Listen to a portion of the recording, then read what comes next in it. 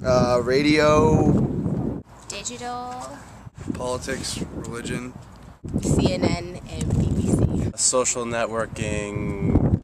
Facebook, MySpace, and Twitter. Facebook. Facebook and Twitter. Facebook, MySpace. Facebook. Facebook, television. Film, television, radio, maybe? Innovative, young. Internet. Internet. Internet. Okay.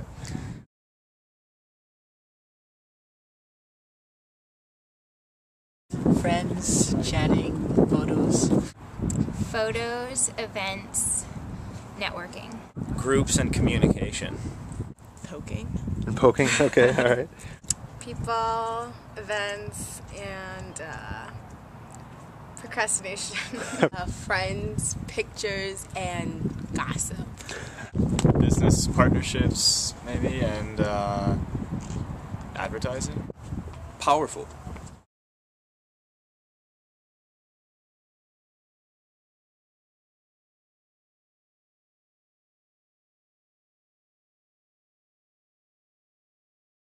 Definitely, I think, that was really evident in the last presidential election, and it's becoming used, I think, more widespread throughout the world. And just in organizations that I've been interested in, different movements, I've seen a lot of independent journalism and other independent movements take advantage of those things to kind of get their word out. And it's a great way that especially independent organizations who don't have a lot of money can use to really get a message spread out. So yeah, I definitely think it's effective. Yeah, I think so. I mean, it has the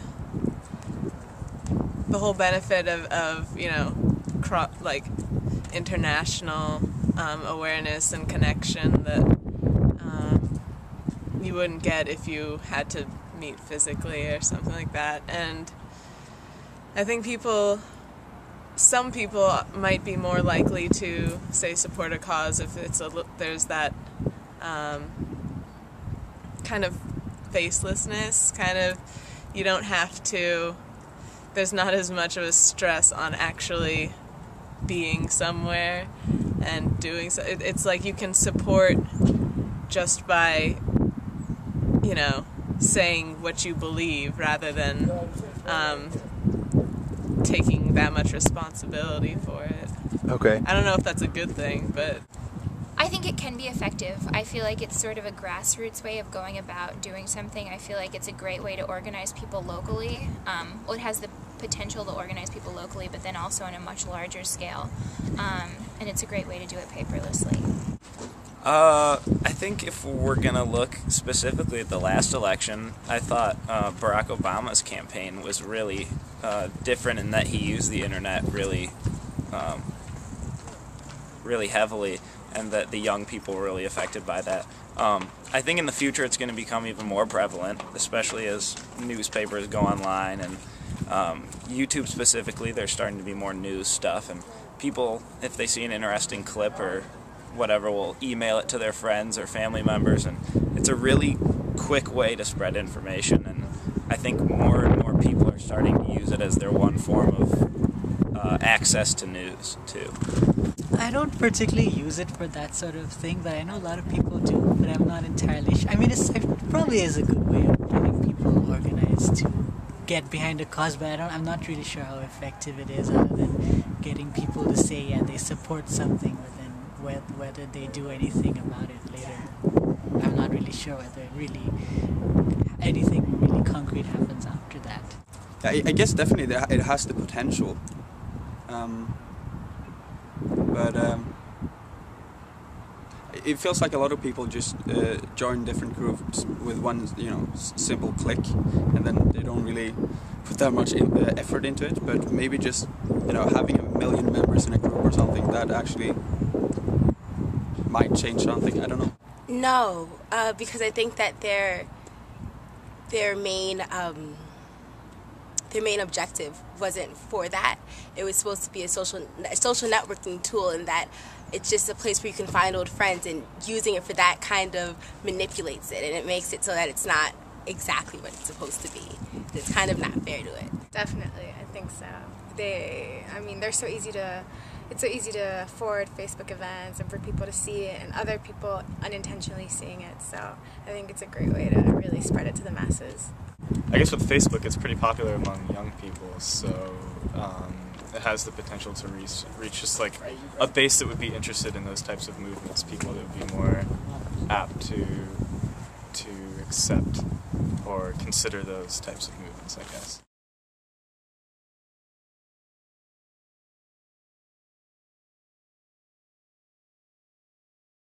I guess Facebook has, I know Twitter did some really interesting things in Iran when they had their protests happening there, and people were sending out news through Twitter because other news channels and everything were blocked out of Iran. So I guess those type of tools are really helpful in those sort of situations where there's no other form of media. I think blogging and Facebook, anyone can basically get on there and write out whatever they want, and you know, that again is just so accessible to everyone who has the internet. So anyone can create a web page. You don't need to hold any real position of authority to get the word out. So it's definitely an equalizer to some degree. Blogs and or like responses in places where you're able to comment on like news articles and footage, because it's a direct link to that, and like you can see what caused this kind of reaction, and that kind of I don't know if that's the best way to organize, but it's the best way to make people feel a certain way. And if they feel the way strong enough, then it will come to kind of organization some other way. That must be Facebook, because it's so big. It has so, like, I don't really know the number. I read it like the other day, but like there are like hundreds of millions of members. So just with the sheer size of it, it must be the most powerful. I think video has just really, especially in a new generation that is kind of so attuned to, you know, the moving image and stuff like that. I think that video cameras and the widespread use of them, and it's just become so easy to use, you know, recording devices and then share it and make it accessible to so many people. And personally, I think, you know, following news, mainstream media, and other organizations, I think video is really a great tool to kind of, you know, instigate change and stuff. And that's, for me, it's been the most effective way, I think, going beyond the written world, because I think a lot of people now in this generation are more attuned to that type of thing. So.